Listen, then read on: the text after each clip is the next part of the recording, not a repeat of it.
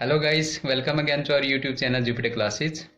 So guys, in previous video we have discussed 10 MCQs. So in this video we will continue the series. तो इससे पहले guys मैं आपको बताना चाहूँ कि हमारी जो एंड्रॉयड एप्लीकेशन ऐप है वहाँ पे हमने टेस्ट सीरीज़ लॉन्च की हुई है जिसमें आपके पास 149 टेस्ट हैं और उनमें कुछ मॉक टेस्ट हैं। तो अभी नवरात्रि ऑफर चल रहा है गाइज, तो उन टेस्ट को परचेज़ करने की जो नॉमिनल प्राइस है वो सिर्फ अभी 99 है, तो आप उन्हें परचेज़ कर सकते हो। लिमिटेड ऑफर है ये। तो नेक्स्ट क्वेश्चन करते हैं गाइज अब हम। Which of the following is not a metalloid. तो देखिए मेटलाइड आपके पास एलिमेंट दिए हुए, इनमें से आपने बताना कि कौन सा मेटलाइड नहीं है। तो मेटलाइड क्या होते हैं गाइज? ये ऐसे एलिमेंट होते हैं जिनमें प्रॉपर्टीज़ जो होती है मेटल की भी होती है और नॉन मेटल की भी होती है, दोनों प्रॉपर्टी को एग्जिबिट करते हैं ये। तो देखिए यहाँ पे बोरान आपके पास जो है, बोरान आपके पास क्या है गाइज? ये एक मेटलाइड है जिसका एटॉमिक नंबर आपके पास क्या है गाइज? 5। तो सिलिकॉन भी जो है ये भी आपके पास क्या है गाइज? मेटलॉइड है जिसका एटॉमिक नंबर आपके पास कितना है गाइज? 14। और जर्मेनियम भी आपके पास क्या है गाइज? ये भी मेटलॉइड है जिसका एटॉमिक नंबर आपके पास क्या है गाइज? 32। और टाइटेनियम यहाँ पे देखिए गाइज, टाइटेनियम आपके पास जो है ये मेटलॉइड नहीं है, ये आपके पास क्या है गाइज? मेटल है जिसका एटॉमिक नंबर कितना है? 22। और ये डी ग्रुप में आपके पास आते हैं। सो ये आपके पास क्या है गाइज? मेटल है। तो right answer for this question is titanium. Next question है guys, what is the property of matter by which a body tends to regain its original configuration after the removal of deforming force known as. तो देखिए guys, जब आप किसी matter पे, तो ये आपके पास मैटर आपके पास यहाँ पे दिए हुए हैं गाइज, ये सारे मेटल की प्रॉपर्टीज़ हैं। तो देखिए जब भी आप किसी मैटर पर फोर्स अप्लाई करते हैं उस फोर्स को हम क्या बोलते हैं गाइज? डिफॉर्मिंग फोर्स बोलते हैं। और जब उस डिफॉर्मिंग फोर्स को आप रिमूव करते हो और रिमूव करने के बाद वो मैटर जो है अपनी ओरिजिनल पोजीशन पे आ जाता है, तो बोलते हैं वो कौन सी प्रॉपर्टी होती है मैटर की। तो देखिए हम ऑप्शंस को समझते हैं। पहला यहाँ पे प्लास्टिसिटी।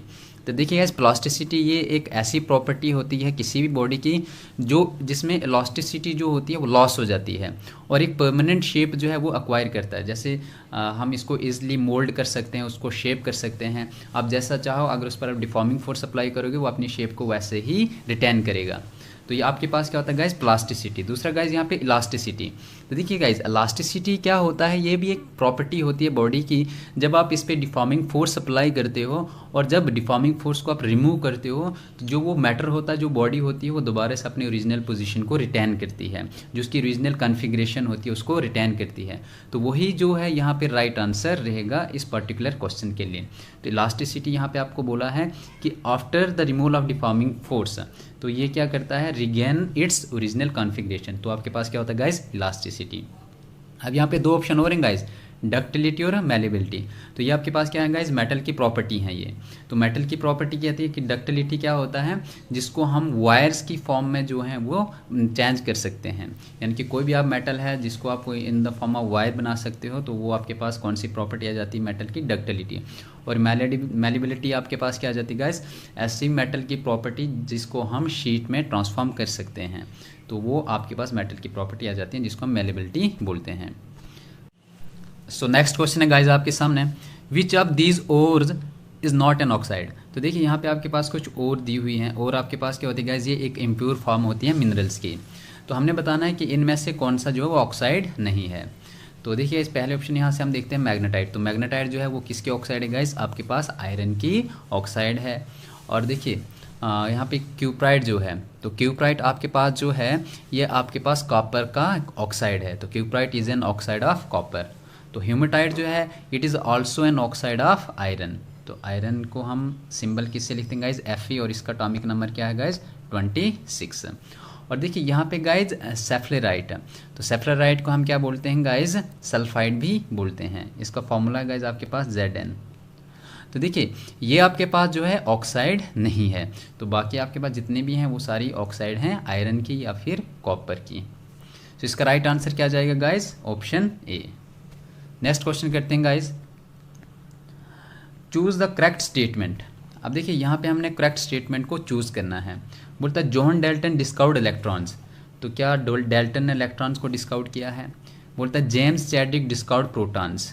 क्या चैडविक ने प्रोटॉन को डिस्कवर किया था? Rutherford calculated charge to mass ratio of electrons. तो क्या ये भी ठीक है? ऑप्शन डी है आपके पास नन ऑफ दिस। तो देखिए गाइस, हमें पता है कि डेल्टन ने एटम को डिस्कवर किया था, उसने एटॉमिक थ्योरी जब प्रपोज की थी। चैडविक ने आपके पास न्यूट्रॉन को डिस्कवर किया था। रुदरफोर्ड ने आपके पास जो था charge to mass ratio of electrons नहीं कैलकुलेट किया था, इनने प्रोटॉन इलेक्ट्रॉन्स को कैलकुलेट जो था उनका किया हुआ था, डिस्कवर किया हुआ था। सो इसका राइट ऑप्शन आपके पास क्या जाएगा guys? Option D, none of the above. Next question है guys, focal length of a plane mirror is. जो आपके पास प्लेन मिरर होता है उसकी फोकल लेंथ क्या होती है? तो देखिए गाइज, फोकल लेंथ आपको समझना है कि फोकल लेंथ क्या होती है। तो फोकल लेंथ जो आपके पास प्लेन मिरर जैसे गाइज आप अपने घर में जो भी मिरर होता है जिसको आप फेस देखने के लिए यूज़ करते हो, तो उसको आप क्या बोलते हो गाइज? प्लेन मिरर बोलते हैं। अब देखिए फोकल लेंथ आपके पास क्या होती है, ये एक डिस्टेंस होता है मिरर से लेकर फोकल पॉइंट तक का। जैसे गाइज मैं एक मिरर ले लेता हूँ, ये आपके पास एक जो है कनकेव मिरर है। तो अब देखिए कनकेव मिरर जो होता है ये आपके पास क्या करता है, जो भी यहाँ से रेज आती हैं यानी कि रिफ्लेक्टिव सरफेस होती है। प्लेन मिरर भी आपके पास क्या होता है, एक रिफ्लेक्टिव सरफेस होती है, और मिरर जो भी होते हैं आपके पास हमेशा रिफ्लेक्टिव सरफेस होती है। तो ये आपके पास क्या है गाइस? Concave mirror. तो देखिए कनकेव मिरर जो होते हैं इनकी जो आउटर साइड होती है वो पॉलिश्ड होती है और इनर साइड जो होती है वो रिफ्लेक्टिव होती है। और यहाँ पे क्या होता है गाइज, आपके पास एक प्रिंसिपल एक्सेस होता है और यहाँ से ये जो है पैरेलल रेज आ रही हैं, और देखिए जब यहाँ पे ये रिफ्लेक्ट करेंगी तो ये आपके पास किसी पर्टिकुलर पॉइंट पर आकर मीट करेंगी, और यही आपका जो है ये क्या कहलाता है गाइस? फोकल पॉइंट है। और फोकल लेंथ आपके पास क्या होगी, ये एक डिस्टेंस है मिरर से लेकर फोकल पॉइंट तक।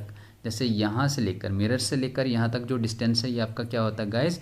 फोकल लेंथ होता है। और यहीं पे आपके पास क्या होता है गाइस? एक रेडियस ऑफ कर्वेचर होता है। तो रेडियस ऑफ कर्वेचर देखिए आप गाइस आपके पास क्या होता है, सपोज करते हैं अगर ये आपके पास एक मिरर है, स्फेरिकल मिरर बनाते हैं, तो इसका रेडियस ऑफ कर्वेचर जो होगा वो यहाँ पे आएगा गाइस, ठीक है। ये आपके पास रेडियस ऑफ कर्वेचर, तो यहाँ से लेकर यहाँ तक आपके पास क्या है, एक रेडियस ऑफ कर्वेचर। और जैसा आपने पढ़ा होगा कि फोकल लेंथ जो होता है वो किसके बराबर होता है? Half of radius of curvature, ठीक है गाइज। तो ये रेडियस ऑफ कर्वेचर का क्या होता है? हाफ होता है। तो देखिए जो प्लेन मिरर होते हैं, अब जैसे सपोज करते हैं आपके पास क्या है गाइज, एक प्लेन मिरर है और यहाँ पे जो रेज आएंगी वो ऐसे आएंगी, प्रिंसिपल एक्सेस के पैरेलल आएंगी, और जैसे यहाँ पे रिफ्लेक्ट होंगी वैसे यहाँ पे वापस चली जाएंगी। और इनका जो फोकल लेंथ होगी तो वो कहाँ पे होगी सर गाइस? वो हमें कहीं पे मिलेगी नहीं, क्योंकि फोकल लेंथ आपके पास क्या होती है, जो हमारे पास डिस्टेंस होता है मिरर से लेकर फोकल पॉइंट तक, तो फोकल पॉइंट इसका हमें इन्फिनिटी तक मिलेगा, और इसकी फोकल लेंथ भी आप हमारे पास क्या होगी? इन्फिनिटी होगी।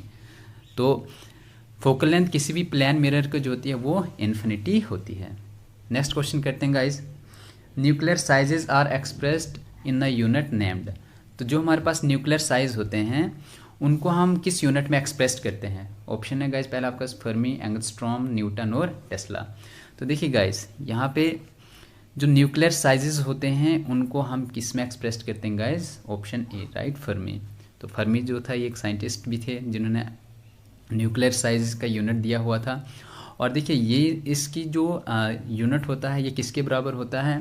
10⁻⁻15 के बराबर होता है। तो ये आपके पास क्या आ जाता है गाइज? न्यूक्लियर साइज का जो यूनिट है वो आ जाता है फर्मी। तो 1 फर्मी किसके बराबर होता है गाइज? 10⁻⁻15 मीटर के बराबर होता है। तो यहाँ पे दूसरा ऑप्शन गाइज एंगस्ट्रॉम। तो देखिए एंगस्ट्रॉम जो होता है ये हमारे पास जो वेव लेंथ होती है उनको कैलकुलेट करता है, उनकी लेंथ को कैलकुलेट करता है। तो 1 एंगस्ट्रॉम जो होता है वो आपके पास किसके बराबर होता है गाइज? 10⁻⁻10 मीटर के बराबर होता है। सो न्यूटन यहाँ पे किसका यूनिट है गाइज? फोर्स का। और टेस्ला यहाँ पे किसका यूनिट है गाइज? मैग्नेटिक इंडक्शन या मैग्नेटिक फ्लक्स जिसको हम बोलते हैं। तो राइट आंसर इसका क्या आ जाएगा गाइज आपके पास? फर्मी। सो नेक्स्ट क्वेश्चन करते हैं guys, which of the following is not a vector quantity. देखिए स्पीड है, वेलोसिटी, टॉर्क और डिस्प्लेसमेंट है। तो देखिए वेक्टर क्वांटिटी और स्केलर क्वांटिटी कौन सी होती है? वेक्टर क्वांटिटी वो होती हैं जिनका मैग्नीट्यूड भी होता है और डायरेक्शन भी होती है, और स्केलर क्वांटिटी वो होती हैं जिनके आपके पास सिर्फ मैग्नीट्यूड होता है बट डायरेक्शन का कोई पता नहीं होता है। सो यहाँ पे वेक्टर क्वांटिटी कौन सी नहीं है? मीन्स आपके पास स्केलर क्वांटिटी कौन सी? जो वेक्टर क्वांटिटी नहीं होती वो स्केलर क्वांटिटी होती है। तो स्पीड आपके पास यहाँ पे क्या है? स्केलर क्वांटिटी है। बाकी वेलोसिटी, टॉर्क, डिस्प्लेसमेंट ये सारे आपके पास कौन सी क्वांटिटी हैं? वेक्टर क्वांटिटी हैं। नेक्स्ट क्वेश्चन करते हैं guys, an air bubble in water will act like a. तो देखिए आपके पास जो एक एयर बबल होता है वाटर में, तो सपोज करते हैं आपके पास वो बबल इस तरह से होगा, ठीक है, ये आपके पास एक वाटर है और यहाँ पे इन्होंने बोला कि वो किसकी तरह एक्ट करता है, कन्वेक्स लेंस, कन्वेक्स मिरर या कनकेव लेंस। तो देखिए आपके पास एयर बबल जो होता है ये ट्रांसपेरेंट होता है, मीन्स ये आपके पास मिरर नहीं हो सकता है, मिरर आपके पास रिफ्लेक्टिव सरफेस होती है। अब देखिए कन्वेक्स लेंस और कनकेव लेंस आपके पास ट्रांसपेरेंट होते हैं, रिफ्लेक्टिव सरफेस वाले होते हैं। तो जैसे यहाँ पे जो होगा वो किसकी तरह एक्ट करेगा, तो देखिए कन्वेक्स लेंस सपोज करते हैं यहाँ से कोई एक रे आ रही है और यहाँ पे जो होगी ये आपके पास सरफेस जो है, देखिए ये ट्रांसपेरेंट सरफेस है, तो ये आपके पास कौन सी सरफेस बन रही है, कनकेव सरफेस बन रही है। तो यहाँ पे लाइट जो होगी वो क्या होगी, इस तरह से पास होगी। तो जो भी आपके पास कनकेव लेंस होते हैं वो आपके पास डाइवर्जिंग होते हैं, तो यहाँ से लाइट आपकी क्या हो जाएगी गाइस, डाइवर्ज हो रही है। और डाइवर्ज जो होते हैं वो कौन करते हैं, आपके पास कनकेव लेंस कहते हैं। तो यहाँ पे एयर बबल जो वाटर में क्या एक्ट करेगा guys, concave lens. Next question करते हैं guys, which of the following is not the unit of time. तो यहाँ पे टाइम का आपके पास कौन सा यूनिट नहीं है, तो ऑप्शन ए है गाइज आपके पास पैरालैक्टिक सेकंड। तो देखिए ये आपके पास क्या होते हैं गाइज, एक पार्सिक यूनिट होता है जो लार्ज डिस्टेंसेस को मेजर करता है, ठीक है। ये एस्ट्रोनॉमर्स यूज़ करते हैं, यानी कि आउटसाइड द सोलर सिस्टम इसको मेजर करते हैं। तो आपको पता होगा गाइज कि एक पार्सक जो होता है, यानी कि पैरालैक्टिक सेकंड्स को हम क्या बोलते हैं, पार्सक बोलते हैं। पैरालैक्टिक का PAR और सेकंड का SEC, तो आपके पास बनता है पार्सक का। तो ये आपके पास किसके बराबर होता है, यानी कि जो हमारी अर्थ से लेकर सन तक जो है डिस्टेंस है, यानी कि जो अर्थ का सेंटर है वहाँ से लेकर सन तक जो डिस्टेंस है वो 1 पार्सक के बराबर रखा हुआ है। सो हमें यहाँ पे बताना है कि कौन सा ऐसा यूनिट जो है टाइम का नहीं है। तो ये तो डिस्टेंस का यूनिट आ गया, तो it mean this is the, ये भी आपके पास एक राइट आंसर हो सकता है। लेकिन नीचे आप देखते हैं, अब देखिए यहाँ पे सेकंड्स है तो सेकंड पे ये नहीं जाएगा कि टाइम का ही यूनिट आएगा, ये आपको कंफ्यूज कर सकता है। तो ये आपके पास किसका यूनिट है, डिस्टेंस का यूनिट है। अब देखिए माइक्रो सेकंड, तो माइक्रो सेकंड जो है ये आपके पास जो है राइट आंसर है, ये भी आपके पास जो है यूनिट टाइम का एक यूनिट है। लीप ईयर, तो लीप ईयर भी जो है आपके पास, ये भी आपके पास क्या है गाइज, एक टाइम का यूनिट है। तो लीप ईयर जो आपके पास होते हैं कितने डेज़ के होते हैं, 360 डेज़ के होते हैं।